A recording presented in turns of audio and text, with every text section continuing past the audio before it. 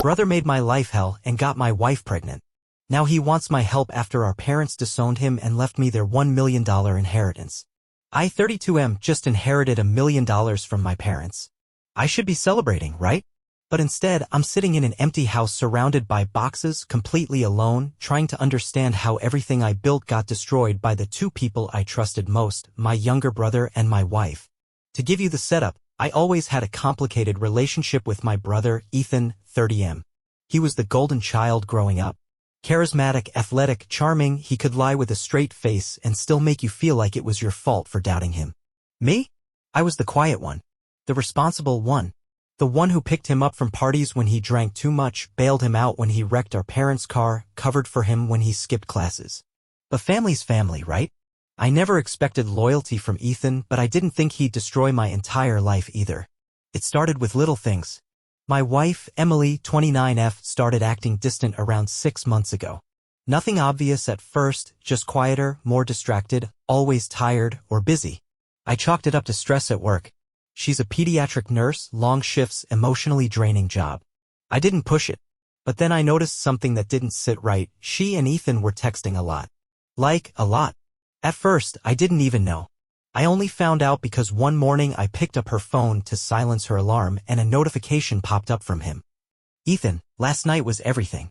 I can't stop thinking about it. My stomach dropped. I stood there, blinking, heart pounding in my chest. For a second I thought, no. There's no way. I opened the thread and what I saw made my knees go weak. It wasn't just one message. It was weeks of flirtation, secrets, emojis that said way more than words ever could. And then, pictures. I felt like someone shoved a knife into my chest and twisted it slowly. Ethan. My younger brother. I didn't confront her right away. I needed more than messages. I needed to know the full extent of the betrayal. So I did what any rational person who's losing his mind would do. I started playing detective in my own house. She started locking her phone. Ethan began showing up less, which was weird because for a while there, he was over all the time. Just crashing for a few days, he said. That few days turned into 2 months. I made him a key. Let that sink in. Meanwhile, I kept trying to convince myself I was wrong. That I was overthinking. That maybe there was some innocent explanation for everything, despite the messages. Then, 2 weeks later, she told me she was pregnant. That should have been a happy moment. But when she said it, she looked scared. Not surprised. Not excited. Just quiet. I remember I smiled. Hugged her. Told her, this is the best news ever. Meanwhile, my stomach twisted itself into a black hole. Something wasn't right. Not with the timing. Not with the look in her eyes. That night, I snuck into the guest room where Ethan used to sleep. I don't even know what I was hoping to find, maybe some forgotten hoodie or an old beer can. But instead, tucked behind the dresser was a crumpled receipt from a pharmacy. A pregnancy test. Dated 2 weeks before she told me. That was the moment I knew. I didn't have hard proof yet. But in my gut, I knew the baby wasn't mine. That night, I sat on the porch staring at nothing. My head was spinning, the wind felt too loud. The only thing I could hear was my own heartbeat screaming in my ears. I thought about everything. All the years I spent trying to be a good man, a good husband, a good brother. I never imagined betrayal would come wearing both their faces. And here's where the universe decided to twist the knife again. 1 week later, I got a call from my dad's lawyer. My parents had both passed in a car crash. Gone. Just like that. We hadn't spoken in months. My mom and dad cut Ethan off last year after he got caught stealing from my father's business, tens of thousands.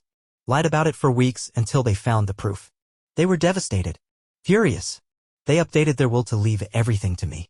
And now here I was, the sole heir to $1 million inheritance, sitting on top of a crater where my life used to be, holding a secret that could destroy everything.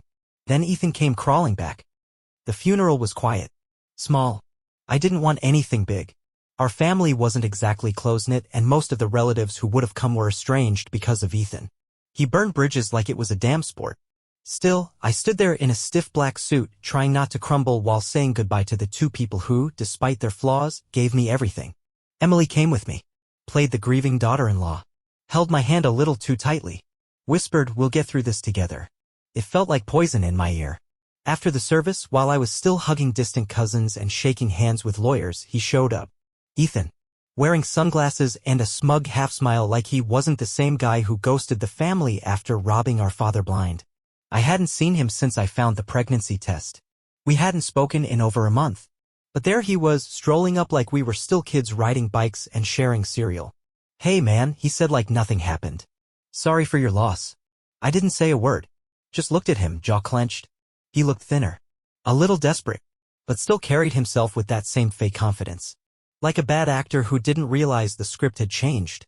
Then he pulled me aside, away from the others. "I heard," he said. "About the will?" My eyes narrowed. "Yeah, I'm sure you did." He rubbed the back of his neck. "Look, man. I'm in a really bad place right now. I lost my apartment. I've got nowhere to go. I thought maybe I could stay with you. Just for a bit." I just stared at him. "You want my help?" I asked, voice low. "Yeah, bro. I mean, come on. We're blood. You got $1 million house now, right?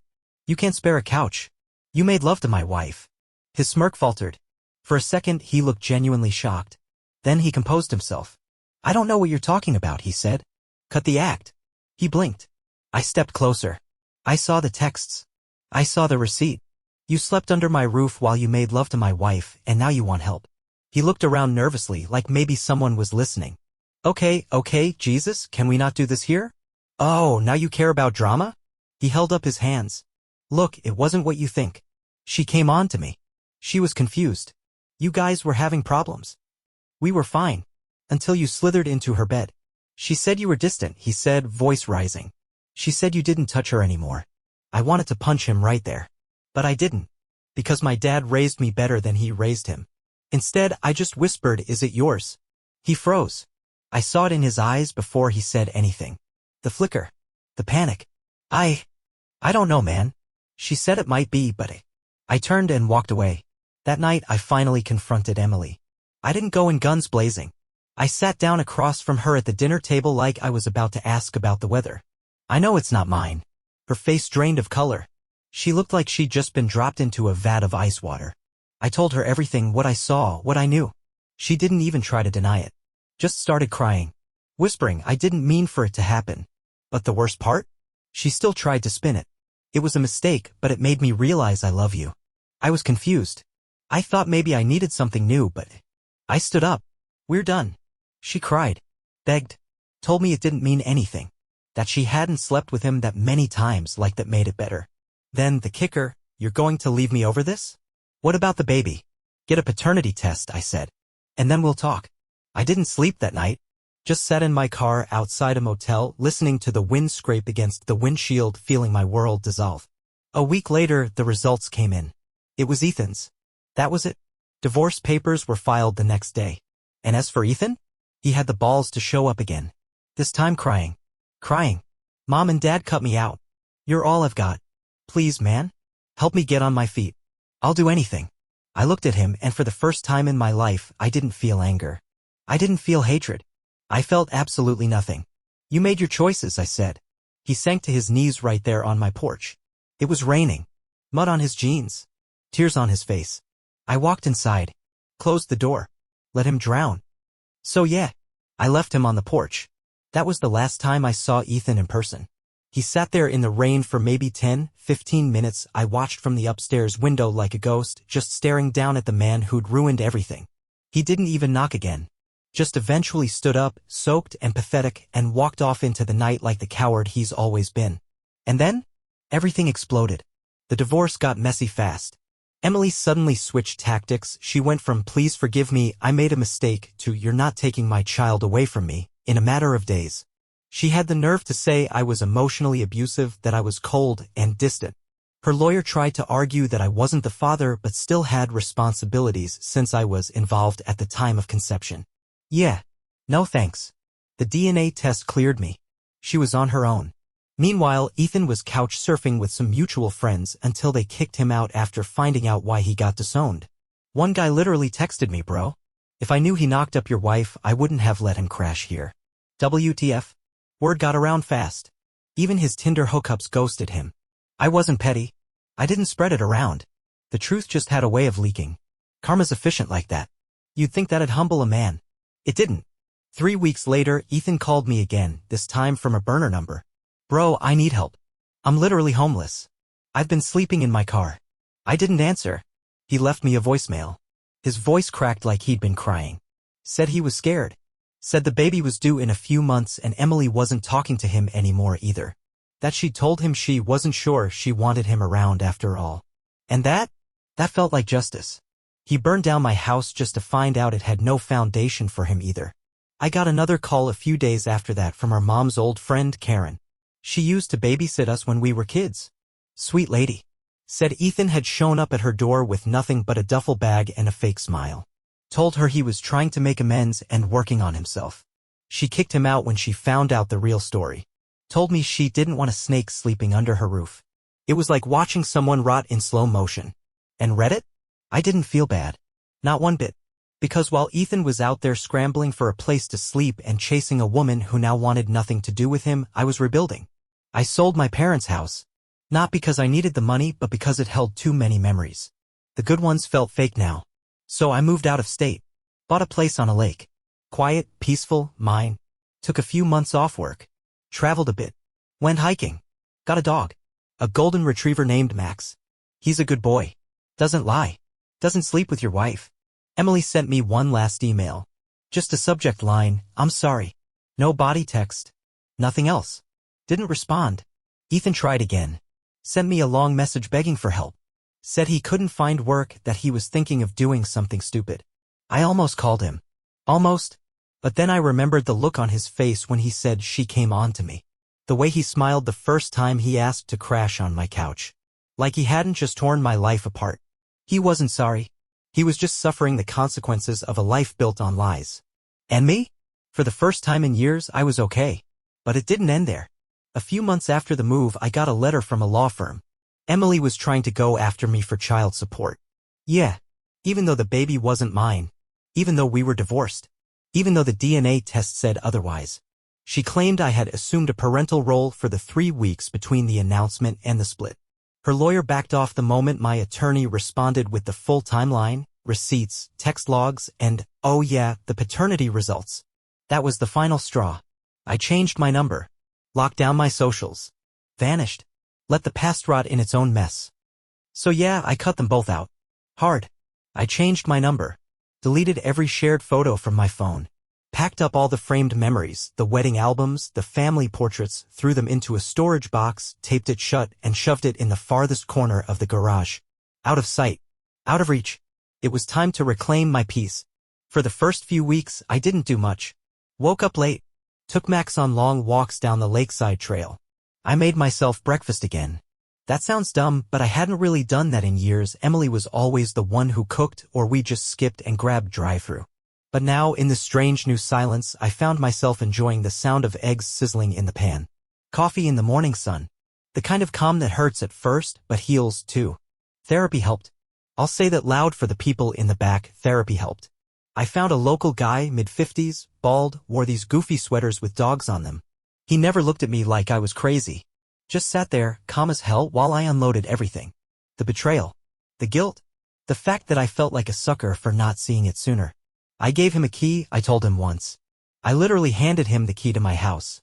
The key to my marriage. He didn't try to fix it. He just nodded and said, sometimes we give trust to the wrong people not because we're stupid, but because we believe in them. That's not a flaw. That's the part of you that's still good. And damn, that hit hard. I started journaling. Not like Dear Diary stuff, but brutal honesty. I wrote letters to Ethan I never sent. Pages of cuss words and raw pain. Then I burned them. Literally set them on fire in the backyard fire pit. It felt ridiculous at first. Then it felt necessary. Meanwhile, I started rediscovering the parts of myself I'd buried in that marriage. I got back into painting, nothing fancy, just acrylic stuff, abstract shapes, colors that felt like how I felt inside. I picked up my guitar again, the one collecting dust since college. I started running in the mornings, just me and Max and the cold lake air. The silence stopped feeling like emptiness and started feeling like freedom. And then, this part's wild, I reconnected with someone I hadn't talked to since high school. Her name's Becca. We ran into each other at the grocery store of all places. She dropped a jar of marinara sauce and I made a dumb joke about spaghetti casualties. She laughed and something about the sound felt safe. Turns out she'd moved back to town after her divorce. We grabbed coffee. Then dinner. She didn't ask about Ethan or Emily at first. Just wanted to know me. What I liked. What I'd been through. Eventually I told her. All of it. She didn't flinch. Just looked at me and said, "You didn't deserve that." And if you ever need someone to remind you of that, I'm here. No games. No pity. Just kindness. We've been seeing each other for a few months now. No labels. No pressure. Just something real. I'm not rushing anything. I've learned better. And speaking of learning, there was this one night, I'll never forget it, about 6 months after everything went down. I was sitting on my deck watching the stars, Max curled up at my feet. I had this thought. They broke my life apart, but they didn't break me. Because I did survive. Not just the betrayal, but the aftermath. The loneliness. The anger. The terrifying uncertainty of who I was without the people I'd built my life around. And what I realized, I'm someone who still believes in love. Still believes in family, chosen family, not the one that bleeds you dry. I'm someone who refuses to let bitterness turn me into a ghost of myself. I haven't heard from Ethan in months.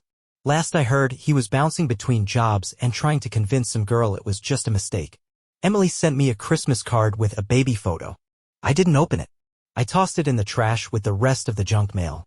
Closure isn't always a conversation. Sometimes it's a choice. I sat down to write this part with my dog snoring on the couch, a mug of coffee cooling beside me, and the kind of quiet in my chest that doesn't hurt anymore. It's a strange feeling, knowing the storm's past, even though you're still drying off. When everything blew up, when I found out my wife was carrying my brother's child, when my parents' death hit me like a punch to the soul, when Ethan came crawling back, I thought that was going to be my whole life story. But it wasn't. It was just a chapter. A brutal, ugly, necessary chapter. And the rest? That's still mine to write. What I've learned the hard way. Blood doesn't make someone family. Ethan and I shared a last name, a childhood, Christmas mornings, and matching Halloween costumes. But that didn't mean he had my back. He was poison in my life, and I kept sipping it thinking it was loyalty. The people who actually show up for you, who respect your boundaries, who don't try to destroy your life, those are your family. Love doesn't excuse betrayal. I loved Emily once, deeply, enough to ignore the red flags, enough to believe in a future that never existed for her. But love without respect is just a setup for heartbreak. And forgiveness isn't owed to people who only want it because the consequences hurt. You're allowed to walk away without giving closure.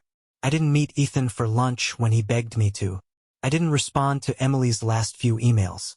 I didn't give them the satisfaction of a final monologue or a dramatic exit.